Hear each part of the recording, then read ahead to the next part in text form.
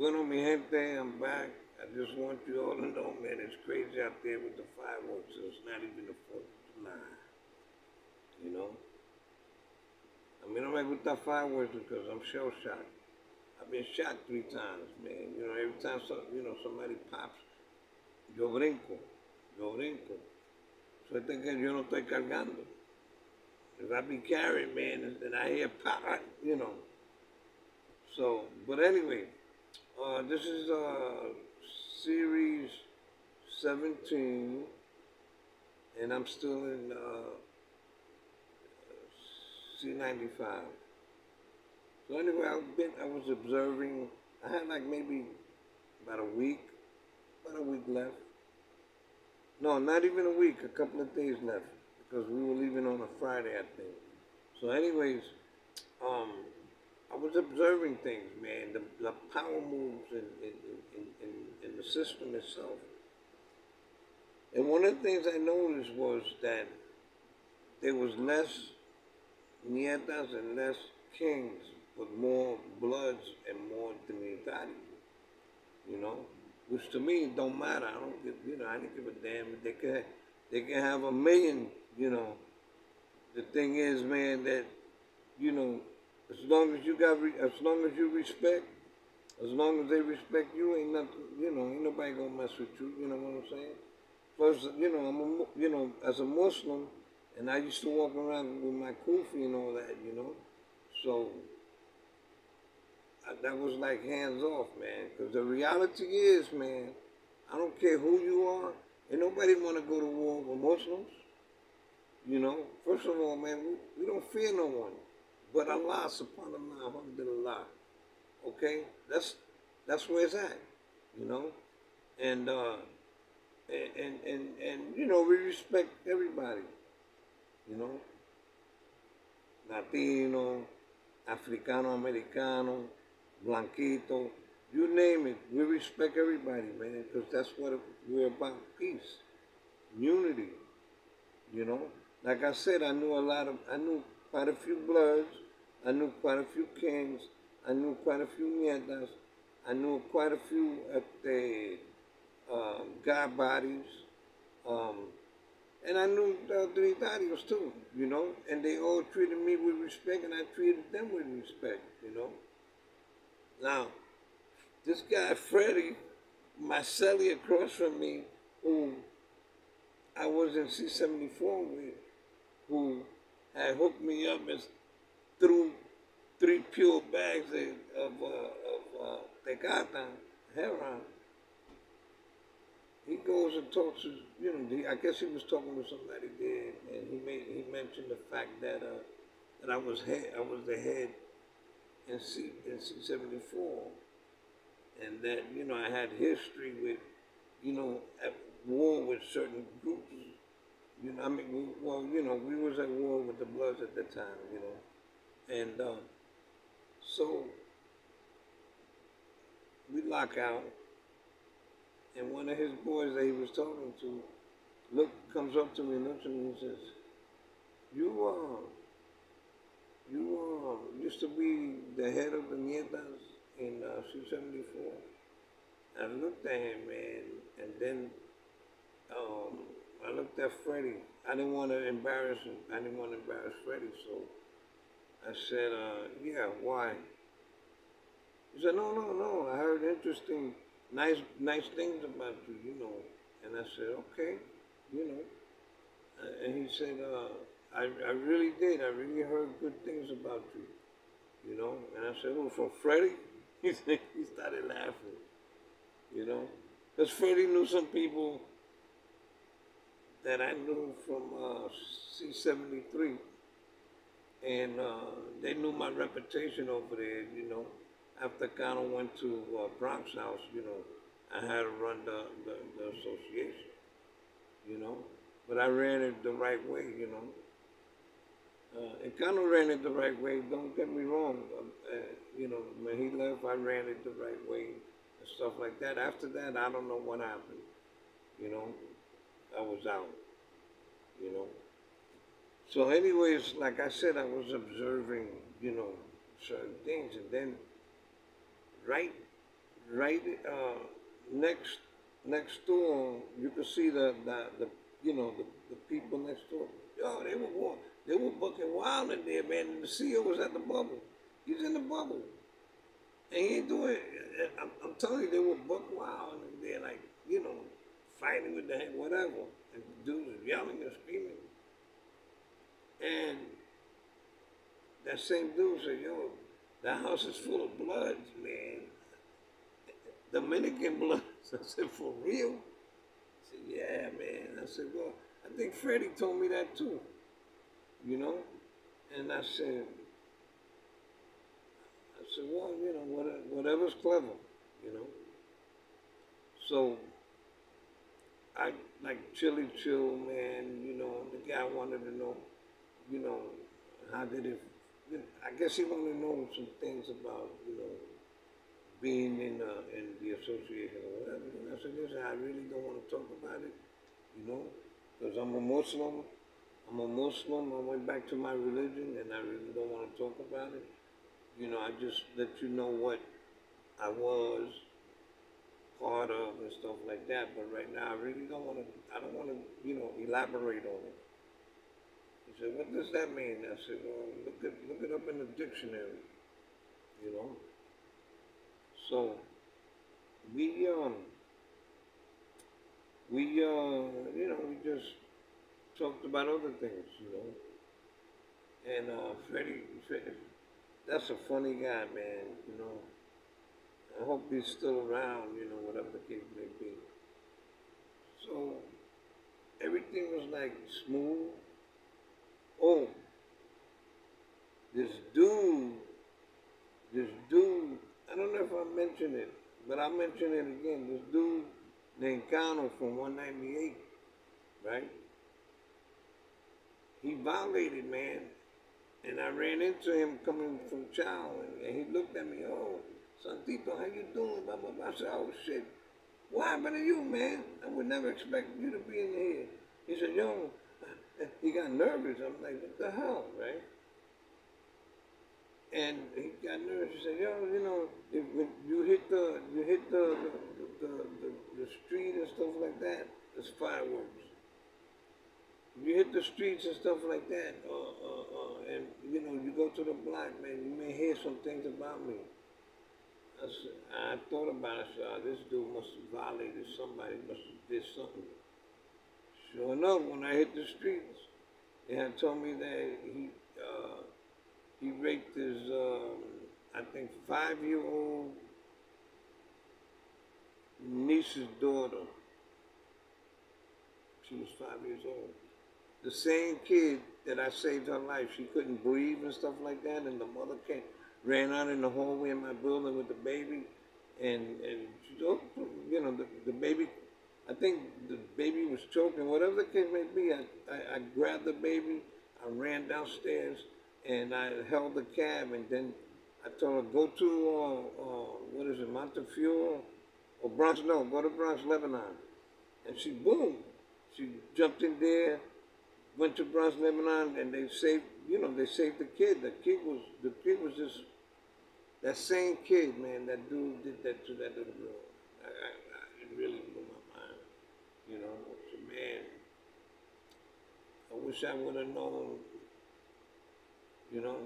at least I would have did something, You're gonna do something to a little kid like that, man. So I just got discouraged, man, with my surroundings. Everything was just like out of focus, out of control. And then it was time to go back. It was time to go back to Bear Hill. Same routine, with the chains and the black box. Getting on that bus for 8 hours going up north. And you hear people complaining about this, complaining about that. Another thing, when you had to go to the bathroom, you had to take the dude with you. You had to take the dude with you. So, if you're taking a leak, right? The dude is right there. I mean,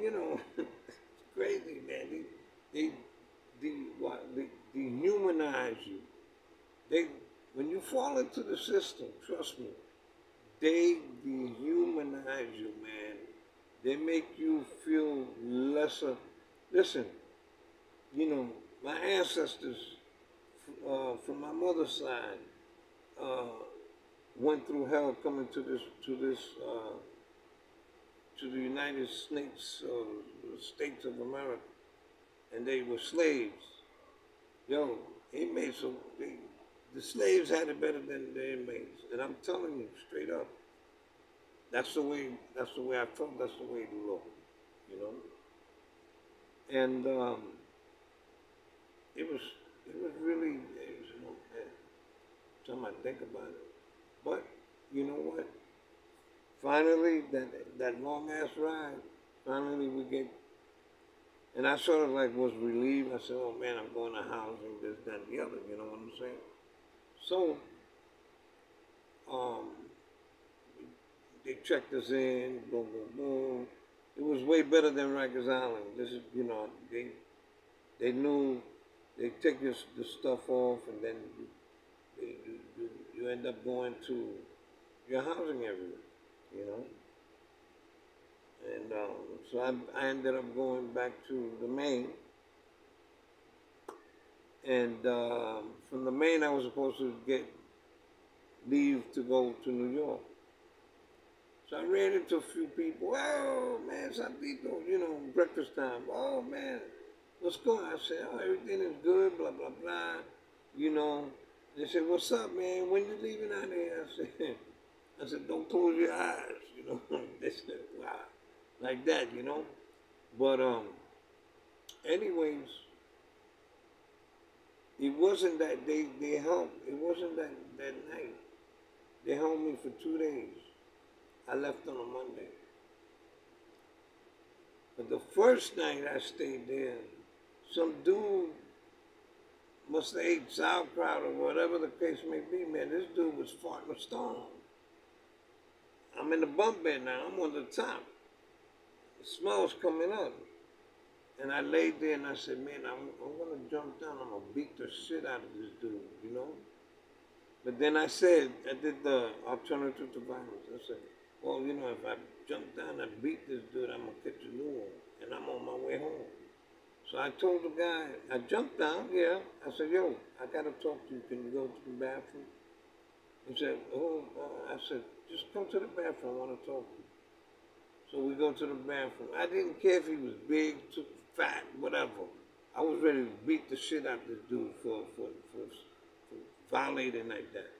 We go to the bathroom, and I told him in a nice way, like a gentleman. I said, do me a favor. I know you ate all this sauerkraut and stuffed a couple of hot dogs, but check this out. I'm sleeping on top.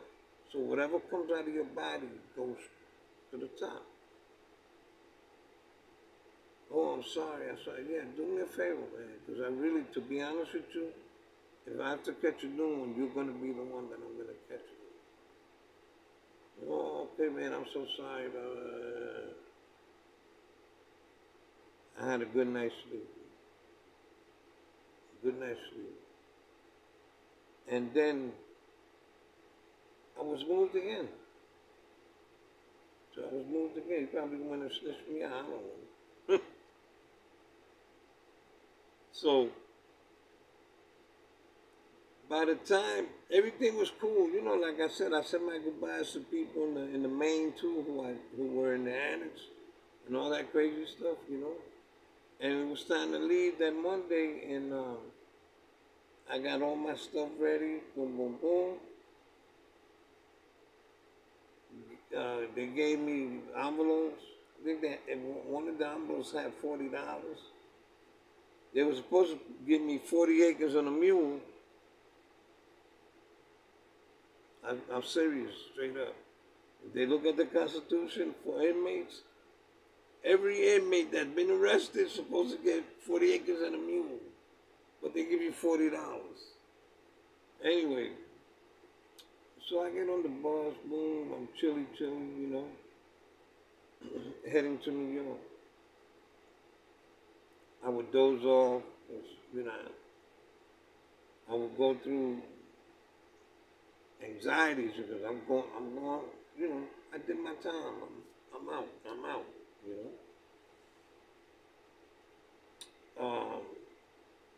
A couple of dudes, man, that was leaving, man, they felt the same way, something like that. So by the time we get to Port Authority, I was drained. It took 8 hours. 8 hours. And okay, so now somebody came and picked me up in a car